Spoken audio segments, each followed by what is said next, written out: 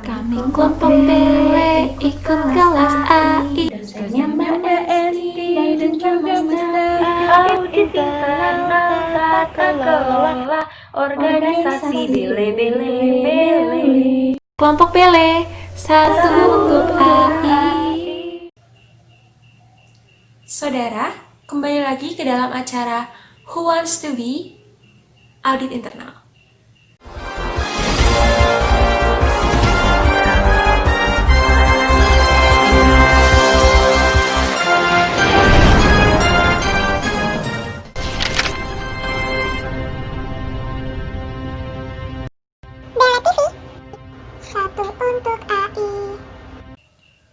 Perkenalkan, nama saya Nabila Azhara Duningrum dengan NIM 23-2018-166 selaku MC pada acara hari ini. Main prize kita pada hari ini adalah mendapatkan gelar Putri Bele dari Bele TV dan juga mendapatkan kontrak menjadi audit internal di perusahaan ternama PT UKSW.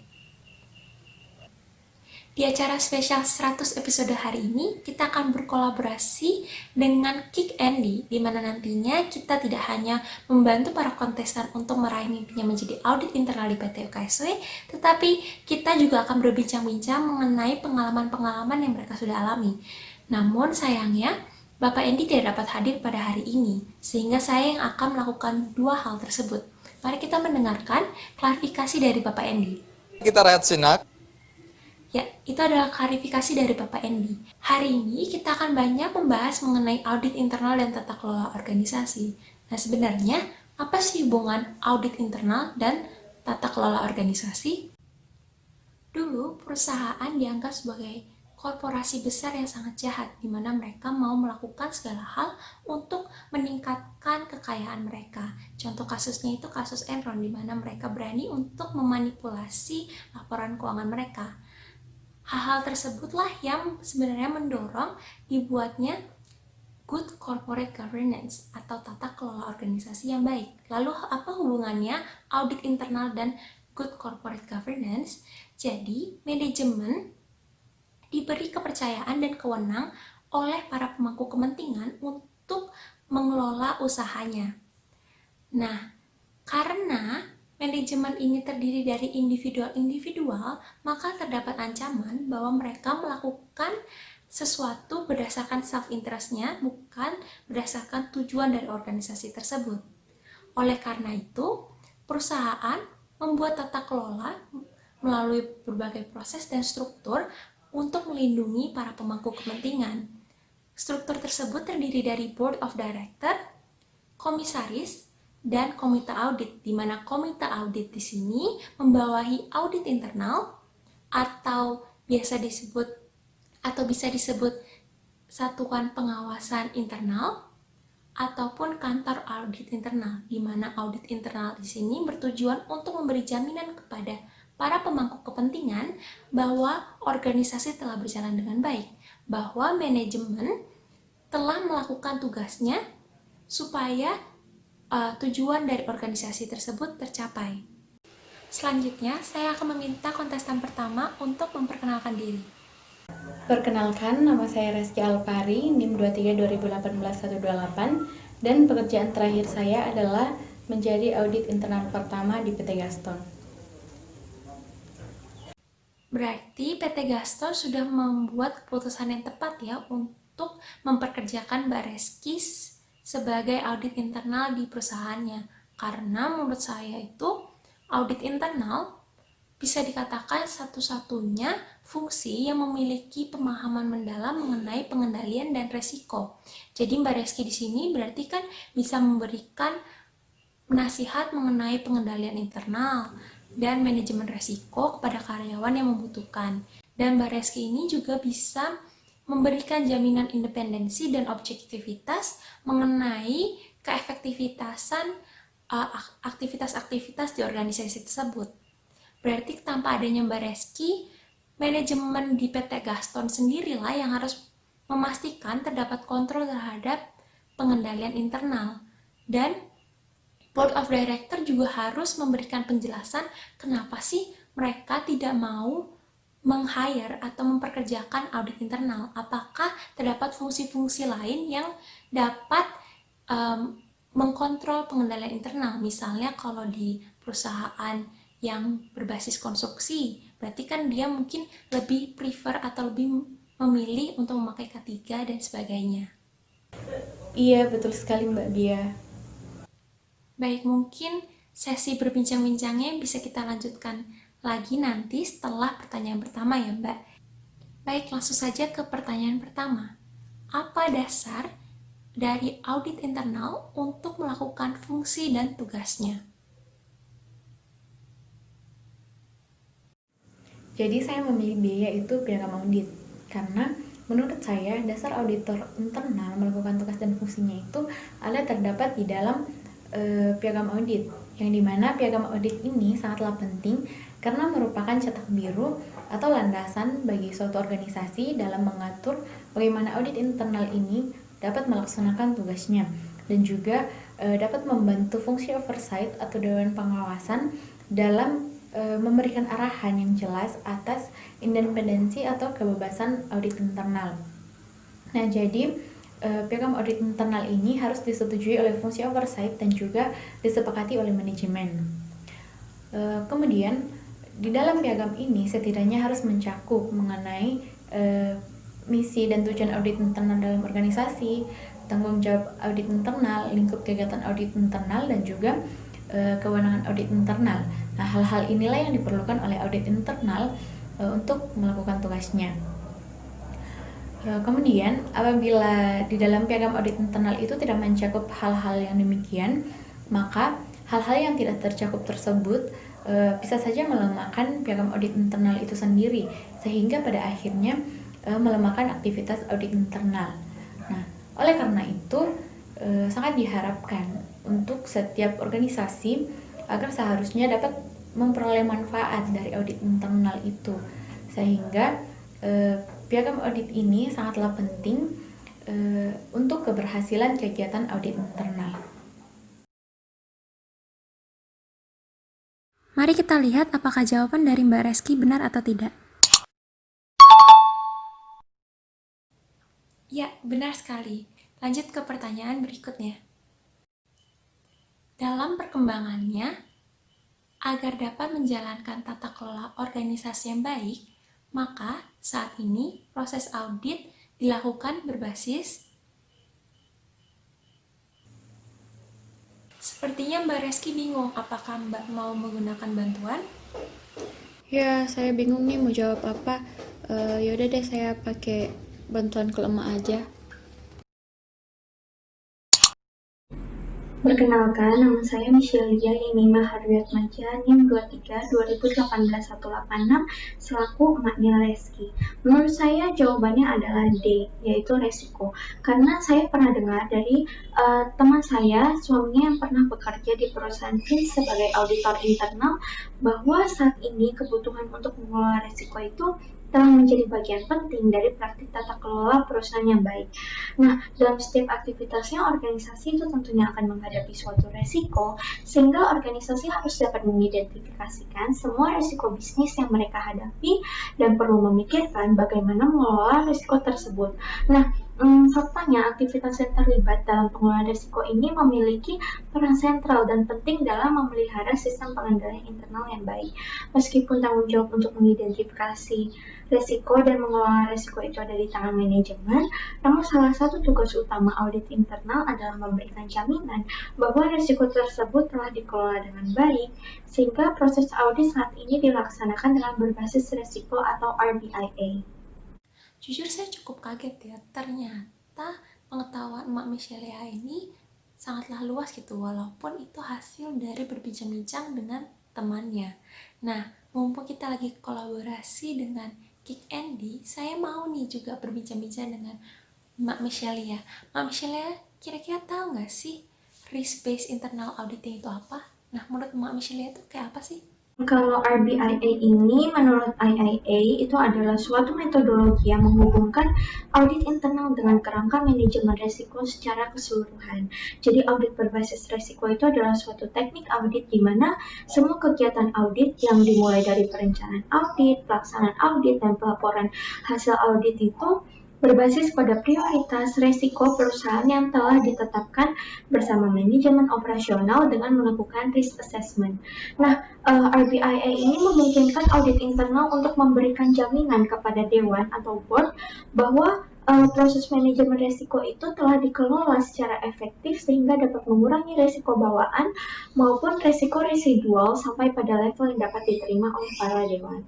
Nah, yang juga termasuk dalam rangka manajemen risiko itu diantaranya adalah direktur dan manajer telah mengidentifikasi dan menilai risiko yang ada dan meresponi risiko itu. Misalnya seperti dengan mengembangkan sistem pengendalian internal. Jadi dengan pengendalian internal ini dapat mengurangi ancaman yang akan timbul dan jika tidak memungkinkan untuk mencegahnya juga dapat dilaporkan kepada Board of Director. Kemudian resiko bawaan juga perlu dirankingkan sesuai dengan tingkat ancaman. Hal ini tuh dilakukan untuk memberikan penilaian mana yang sebaiknya menjadi fokus utama. Selain itu, board juga perlu menyetujui suatu selera risiko atau risk appetite yang sebagai dasar penentuan tingkat risiko yang dapat diterima. Dan yang terakhir, pertanggungjawaban untuk menyediakan assurance dan rangka manajemen risiko juga harus didefinisikan. Mungkin itu yang bisa saya sampaikan.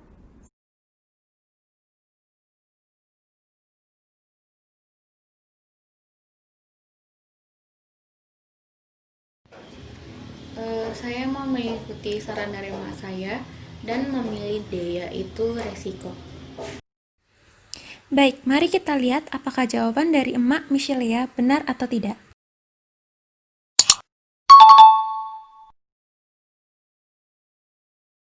Pertanyaan selanjutnya, bagaimana cara audit internal melakukan perannya dalam manajemen resiko?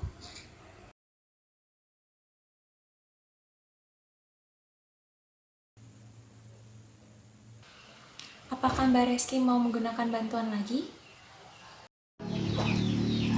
Kali ini saya mau pakai bantuan Aspakat. Sebelumnya terima kasih atas kesempatannya. Perkenalkan, saya Wiwit sebagai praktisi di bidang audit internal. Nah, di sini sesuai dengan pengalaman saya, bahwasanya seorang manajer dalam organisasi itu harus mampu mengidentifikasi resiko pada perusahaannya dan harus sesuai pada ISO 3100. Nah, dalam ISO ini menuntut adanya pembagian peran dan tanggung jawab pada manajemen risiko. Nah, perlu kita ketahui bahwa fungsi audit internal dan manajemen risiko itu berbeda. Namun, fungsi keduanya itu memiliki peran dan dalam menjamin keefektifan penerapan risiko.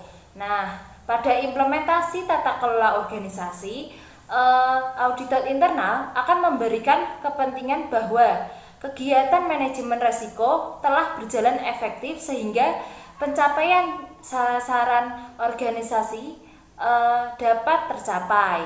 Nah, audit internal ini memiliki beberapa peran yang berkaitan dengan manajemen risiko, seperti halnya memberi penilaian atas proses manajemen dan mengevaluasi secara tepat, mengevaluasi manajemen risiko dan pelaporan utama, mengelola risiko utama, serta menjaga dan mengembangkan manajemen risiko. Sebenarnya Mbak Wiwit, saya mau tanya nih, ada nggak sih hubungannya manajemen risiko dengan pengendalian internal? Pada dasarnya, peran audit internal itu mencakup manajemen risiko, pengendalian, dan tata kelola. Nah, terdapat beberapa komponen yang digunakan dalam melihat bagaimana tata kelola perusahaan dapat mendorong kerangka kerja pengendalian dan pelaporan. Nah, komponen-komponen tersebut seperti halnya kode tata kelola, struktur perusahaan, pengaturan pengungkapan, kerangka pengendalian internal, manajemen risiko, pengendalian internal, serta strategi dan tinjauan perusahaan. Begitu. Dari jawaban ini semoga Peserta dapat menjawab dari pertanyaan yang sudah diberikan. Terima kasih. Berarti Mbak Wiwit memilih jawaban C ya Mbak? Kalau menurut Mbak Rizky, seperti apa? Saya mau menggunakan insting saya sendiri dan tidak mau mengikuti jawaban Mbak Wiwit. Jadi saya mau pilih A.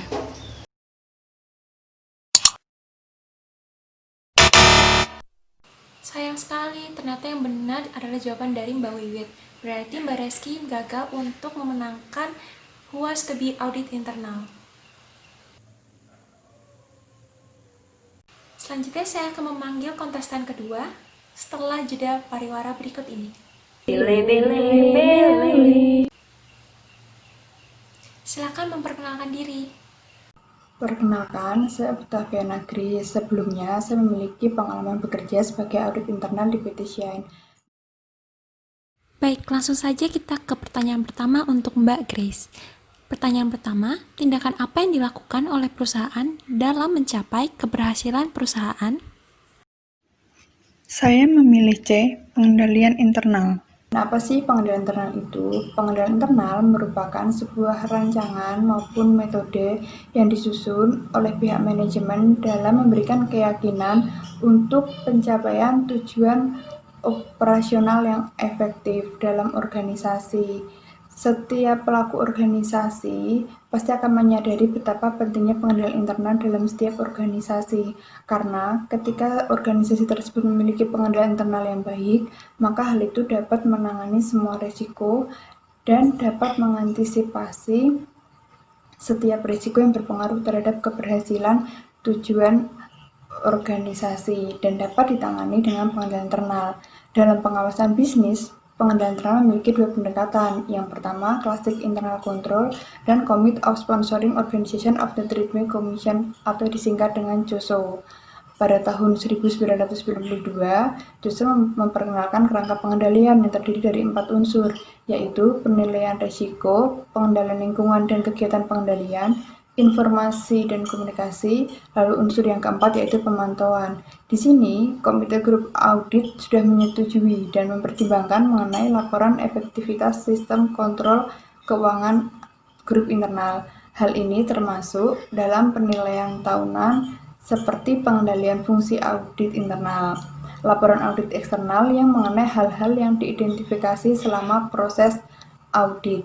Sistem pengendalian internal ini didasarkan pada kerangka kerja informasi manajemen dan prosedur administrasi. Dasar dari sistem pengendalian internal ini yaitu penyusunan rencana strategis dalam 3 tahun, rencana regional dan departemen, indikator kinerja dalam mengukur target keuangan, kebijakan keuangan yang telah diterapkan, prosedur pengambilan keputusan, sistem penganggaran yang komprehensif, dan hasil aktual yang telah dibandingkan dengan anggaran yang sudah disetujui. Sistem pengendalian internal ini didesain untuk mengelola dan menurunkan risiko terhadap pencapaian tujuan organisasi tersebut. Baik, penjelasan yang sangat mendalam dari Mbak Grace. Mbak Grace, kira-kira boleh nggak sih cerita-cerita mengenai pengalaman Mbak tentang sistem pengendalian internal? Dari pengalaman saya sebelumnya, sistem pengendalian internal ini sangat memiliki fungsi yang penting karena hal ini dapat mengamankan informasi penting mengenai sebuah kontrol fungsi internal dari sumber dalam organisasi yang sebagian berasal dari manajemen risiko. Memiliki pengendalian internal yang baik itu bukan hal yang mudah, namun bukan juga untuk membatasi hal itu tidak dapat dilakukan dengan baik dan juga dimaksimalkan. Dalam beberapa perusahaan, ada yang mengharuskan bahwa setiap manajer untuk dapat memberikan pernyataan yang memastikan dan juga meyakinkan kepada setiap organisasi bahwa pengendalian internal yang diterapkan dalam organisasi sudah diterapkan dengan baik dan pengendalian internal tersebut sanggup untuk selalu meningkatkan kinerja pengendaliannya sehingga dapat mempermudah untuk pencapaian tujuan organisasi tersebut. Mari kita lihat apakah C adalah jawaban yang benar.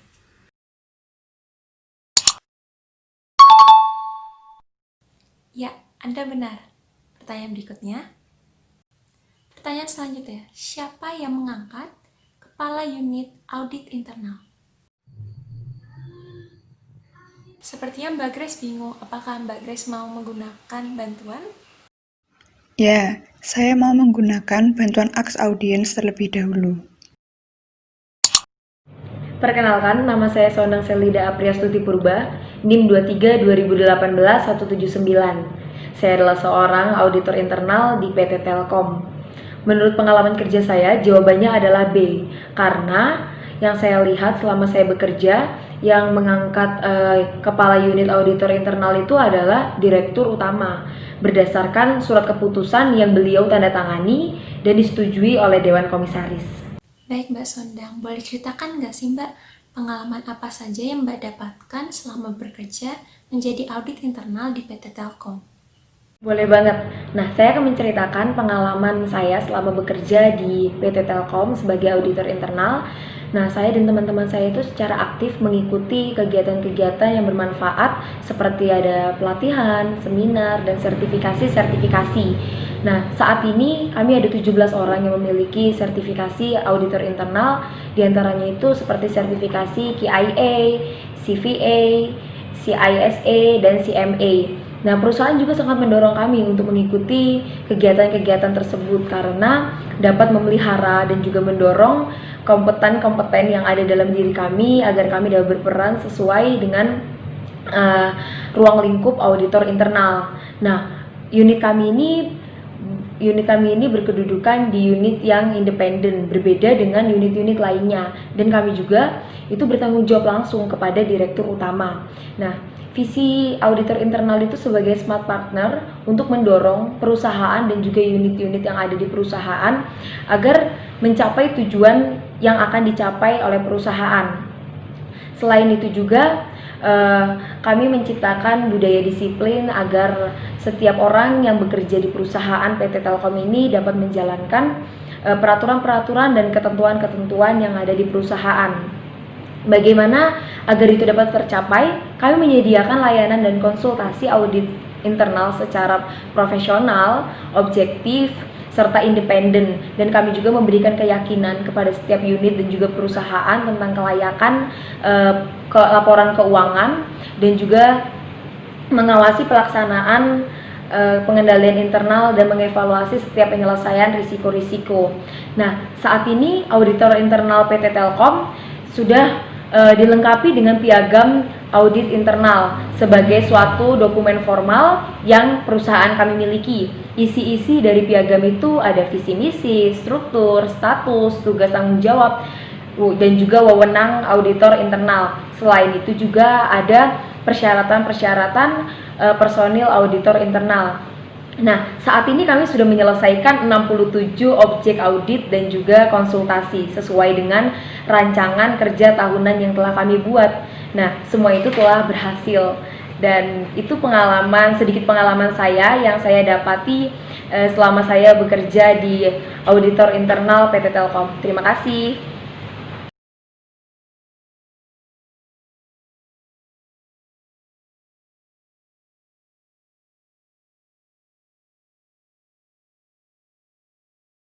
Baik, saya memilih B.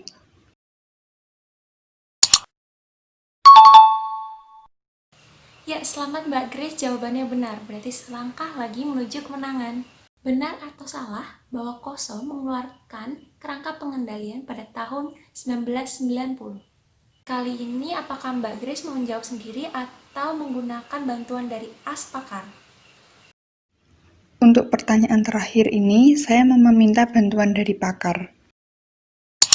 Ya, baik, sebelumnya perkenalkan, saya Agatha Santi 23 2018 044. Nah, kerangka pengendalian ini setahu saya keluar atau diciptakan karena adanya pemikiran bahwa seiring dengan berjalannya waktu, ada faktor seperti faktor manusia yaitu gaya hidup, perilaku, dan juga kompetensi yang nantinya akan berinteraksi satu sama lain dan menimbulkan tata nilai atau budaya di perusahaan. Nah, hal inilah yang akan menyebabkan atau menimbulkan resiko-resiko yang kurang dapat dinilai oleh current data ataupun historical data. Nah, untuk itu, COSO pada tahun 1992 mengeluarkan kerangka pengendalian yang biasa kita sebut control framework untuk mengatasi hal tersebut. Jadi menurut saya, bila kerangka ini dikeluarkan pada tahun 1990 merupakan pernyataan yang salah. Karena ini pertanyaan terakhir dan paling krusial, mungkin Mbak Grace ini masih bimbang ya antara mau mengikuti kata-kata pakar atau tidak gitu. Mungkin pakar bisa bercerita gitu berdasarkan pengalamannya bagaimana pakar membangun pengendalian internal di sebuah organisasi atau perusahaan. Jadi supaya kontestan itu makin yakin gitu untuk mengikuti kata-kata pakar. Silakan pakar. Baik, berdasarkan pengalaman yang saya miliki, menciptakan pengendalian internal yang kuat ini merupakan sesuatu hal yang tidak mudah. Namun bukan berarti hal tersebut tidak dapat kita capai. Nah, untuk itu ada 3 hal penting yang perlu kita perhatikan supaya pengendalian internal di perusahaan kita ini menjadi lebih kuat. Yang pertama adalah adanya komitmen dari pemilik perusahaan untuk menjadikan pengendalian internal ini sebagai budaya di perusahaannya. Nah, hal ini bisa dicapai atau dilakukan dengan menuangkannya pada visi misi perusahaan. Bisa juga pemilik perusahaan ini mencerminkan sikap untuk selalu mentaati peraturan, hukum, dan juga etika bisnis yang berlaku. Nah, yang kedua adalah perusahaan ini harus mampu untuk menyediakan infrastruktur pengendalian yang mumpuni untuk perusahaannya. Nah, hal ini dapat kita capai, kita lakukan dengan cara perusahaan ini harus menempatkan SDM yang berintegritas tinggi dan berkomitmen tinggi pada posisi-posisi penting atau posisi kunci yang berhubungan dengan pengendalian internal. Kemudian, perusahaan harus dapat menempatkan unit internal auditnya ini pada posisi yang strategis. Yang ketiga, perusahaan harus dapat menciptakan sistem informasi yang berbasis komputer. Nah, hal ini dilakukan dengan tujuan agar monitoring dan juga penilaian risiko ini lebih mudah untuk dilakukan. Nah, hal ketiga yang perlu diperhatikan untuk memperkuat pengendalian internal adalah komitmen, dorongan, dan juga motivasi untuk menciptakan pengendalian internal pada diri sendiri. Tidak hanya di lini bawah ataupun lini atas, tetapi komitmen untuk menciptakan pengendalian internal ini harus dimiliki oleh setiap anggota yang ada di perusahaan itu. Nah, kesadaran untuk menciptakan pengendalian internal ini akan mempengaruhi keefektivitasan pengendalian internal yang ada di perusahaan. Nah, untuk itu, semua anggota atau semua orang yang ada di bawah perusahaan ini harus memiliki kesadaran pengendalian internal di dalam dirinya sendiri. Seperti itu sepengetahuan saya. Terima kasih. Saya mau mengikuti kata pakar dan memilih jawaban B, salah.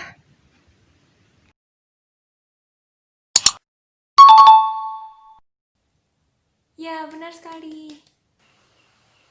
Selamat Mbak Grace telah memenangkan Who Wants to be Internal Audit pada episode hari ini.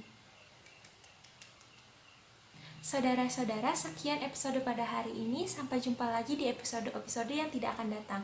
Dadah! Dan akhirnya, Grace bisa live happily ever after seperti layaknya Princess Belle di dongeng-dongeng karena dia mendapatkan gelar Putri Belle dari Bella TV dan Grand Prize yaitu menjadi internal audit di PT UKSW.